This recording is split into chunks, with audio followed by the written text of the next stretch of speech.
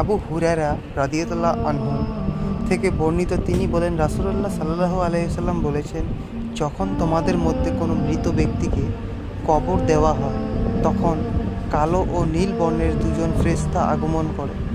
একজনের নাম মুনকার, অন্যজনের নাম হলো নাকির। তারা জিজ্ঞাসা করে, এই ব্যক্তি সম্পর্কে তোমরা কি বলতে? সে বলবে, সে আল্লাহর বান্দা ও রসুল। আমি সাক্ষ্য দিচ্ছি যে আল্লাহ ব্যতীত কোনো ইলাহ নেই এবং মুহাম্মদ তার বান্দা ও রসুল। তখন ফেরেশতাদ্বয় বলবে, আমরা আগেই জানতাম তুমি এ উত্তরে দিবে। এরপর তার কবরকে 70 হাত প্রশস্ত করে দেওয়া হয়, সেখানে আলোর ব্যবস্থা করা হয়। এরপর তাকে বলা হয়, এখন তুমি নিদ্রা যাও। সে বলবে, আমি আমার পরিবারের কাছে ফিরে যাব, তাদেরকে আমার অবস্থা সম্পর্কে এই সংবাদ দেব।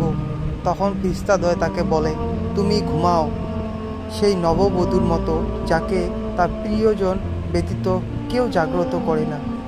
এমনইভাবে একদিন আল্লাহ তাকে জাগ্রত করবেন। আর যদি সে ব্যক্তি মুনাফেক হয়, সে উত্তর দেবে, আমি তার রাসূলুল্লাহ সাল্লাল্লাহু আলাইহি ওয়াসাল্লাম সম্পর্কে মানুষকে যা বলতে শুনেছি তাই বলতাম, বাস্তব অবস্থা আমি জানি না। তাকে ফেরেশতাদ্বয় বলবে, আমরা জানতাম তুমি এই উত্তরই দেবে। তখন মাটিকে বলা হবে, তার উপর চাপ সৃষ্টি করো। মাটি এমন চাপ সৃষ্টি করবে যে তার হাড্ডিগুলো আলাদা হয়ে যাবে। কিয়ামত সংঘটনের সময় তার উত্থান পর্যন্ত এই শাস্তি অব্যাহত থাকবে। হাদিসটি থেকে আমরা শিখতে পারলাম যে কবরে প্রশ্নকারী ফেরেশতাদের নাম ও তাদের বর্ণ আলোচনা হলো।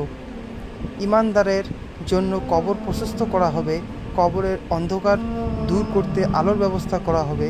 ঈমানদারের কবরের প্রশ্নোত্তর পর্বের পর পরিবারের কাছে ফিরে আসতে চাবে, তার নিজের সফলতার সুসংবাদ শোনানোর জন্য ও পরিবারের লোকেরা যেন এই সফলতা অর্জনের জন্য সৎকর্ম করে সে ব্যাপারে উৎসাহিত করার জন্য। ঈমানদার ব্যক্তি বরজখের জীবনে সুখ নিদ্রায় বিভোর থাকবে। যখন কিয়ামত সংঘটিত হবে তখন তার নিদ্রা ভেঙে যাবে, ফলে সে অনেকটা বিরক্তির স্বরে বলবে, হায়, কে আমাদের নিদ্রাস্থল থেকে উঠালো?